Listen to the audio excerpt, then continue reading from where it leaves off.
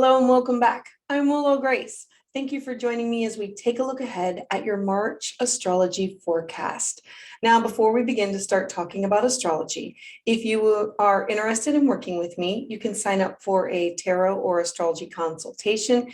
And you can also learn more and participate by signing up for one of my classes or webinars. If you'd like to receive your monthly astrology update by email, you can sign up for that at willowgracemystic.com or look in the link below. If you'd like to receive these updates when they first come out, please hit the like and the subscribe to the channel below. So let's dive in. Taurus, we start off the month feeling as if change is coming, but we don't know exactly what the it is. We know that something is different. We know that there's an energy that has shifted. That's because eclipse season rumblings are starting. It is an electric energy. It's going to really start to take off mid-March, and for about it comes about the first 6 weeks before the actual eclipse begins. And so you start to feel this. There might be a little bit more anxiety. This is about change coming. And so as we approach spring, we have April and May. The strongest amount of energy is going to be at the actual eclipse season. And this is going to be when we're going to experience the dramatic endings along with exciting new beginnings. These are going to be intense experiences for everybody, and they're non-negotiable. It will be like an ending of a job with no going back, an ending of a relationship with no turning back. They are non-negotiable. It's to correct us along our path.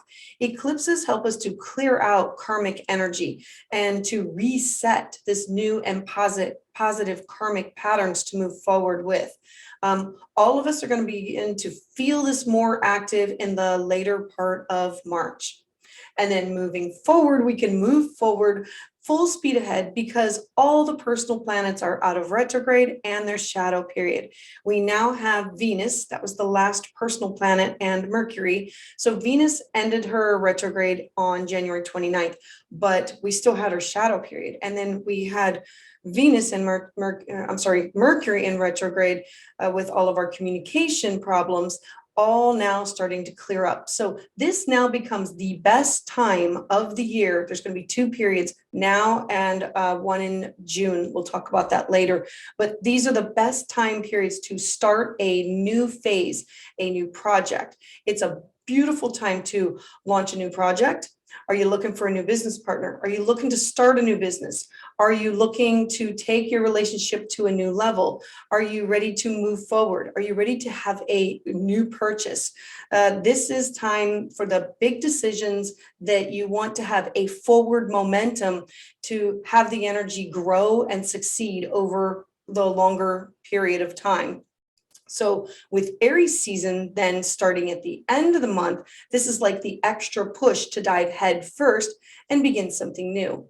So some key dates to remember are going to be March 2nd through April 27th. And that's when you're going to have all this magic to manifest happen. Then we move forward with there are 3 houses that we need to pay attention to that all of the planets are clustered up into. And so for you, dear Taurus, we have Pisces energy, and this is in your 11th house. And for you, the 11th house is your friends, your social circles, your network. This could be network that for work. This could be your tribe. This could be community online. This could be community with classes and workshops that you belong to.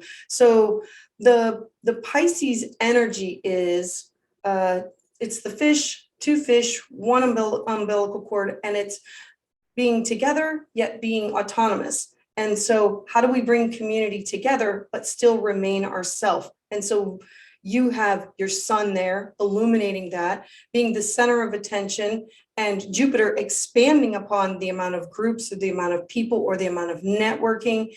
And then you've got Neptune. There might be some illusions with what is actually going on and the networking that is actually happening here. You then have Aquarius. Aquarius is the planet of shock and surprise, and it rules your house of career. So you have Mercury and Saturn currently there. And so for you, your career, your ambitions, your life goals, your public life, how people see you, where they see you out and about, you have Saturn currently sitting there saying, whatever happens needs to be built on a solid foundation. And Mercury is there, and Mercury is the planet of communication. How are you communicating this to other people that you're working with, and or your bosses or your colleagues? This is you building something or creating something in order to make it last over a longer period of time. And then the last is, this is Capricorn. And so we have Mars, Venus, and Pluto. Now, Mars and Venus are the cosmic lovers, and they are meeting up in the sky in your house of long distance travel, foreign people, foreign things, foreign food, a connection to others.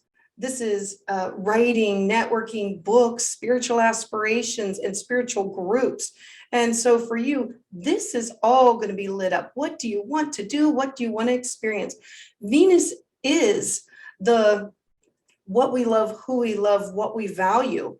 And she's the goddess of love and material wealth and money and finance. And so she's here helping you make these things happen. Mars is the warrior that goes after what it wants.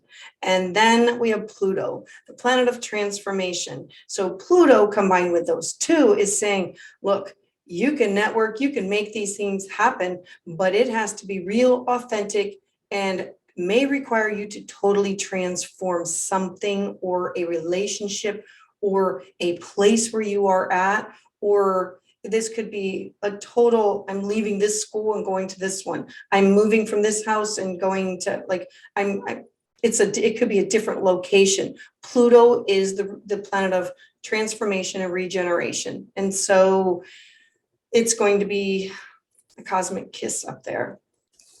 So now let's go through important dates. On the 18th, you're going to have a full moon in the sign of Virgo. And so the house of Virgo for you is your fifth house of fun. And so fun, romance, children, creativity. There's going to be a full moon there, and full moons illuminate things that were hidden. There are also closures and endings. So is there somebody who's going to be giving birth? Is there a project that you have started that's now coming to an end?